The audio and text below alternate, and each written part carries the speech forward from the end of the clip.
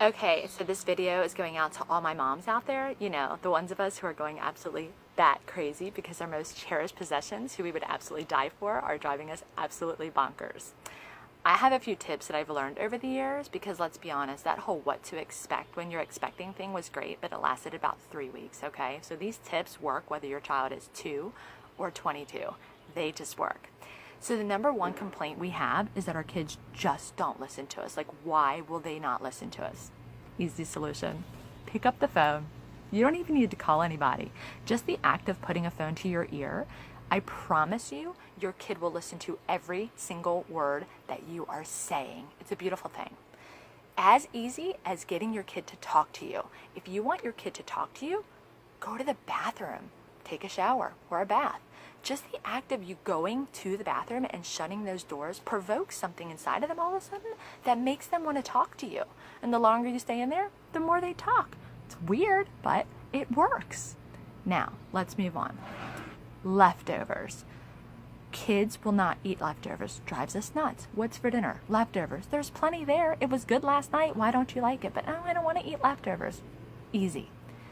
Dress it up in a little box that makes it look like it come from a restaurant and put your name on it. I promise you that if you do that, those leftovers will not be there the next day, even if you actually wanted them to be. Then, the same thing though does not work for fruits and vegetables. So what you do there, you give up. You finally stop buying it because frankly, you're just going to throw them away at the end of the week after you see them rotting. So only now buy stuff that you're going to like, that you know your kids don't eat, and only buy enough to last you through the week, right? So that when you're trying to be healthy, you know they're there.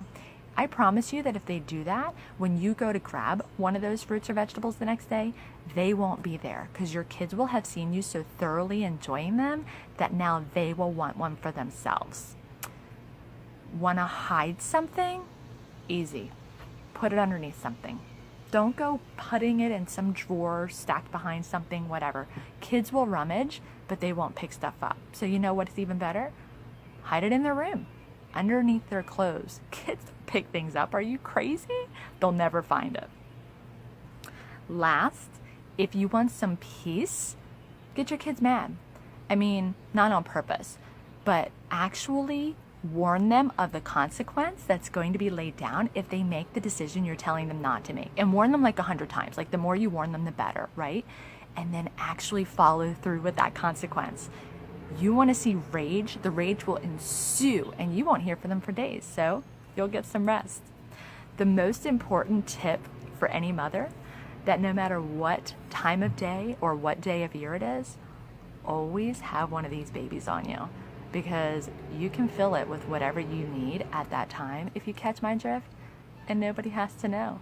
I mean, this one's filled with water, but you wouldn't have really known that unless I had told you.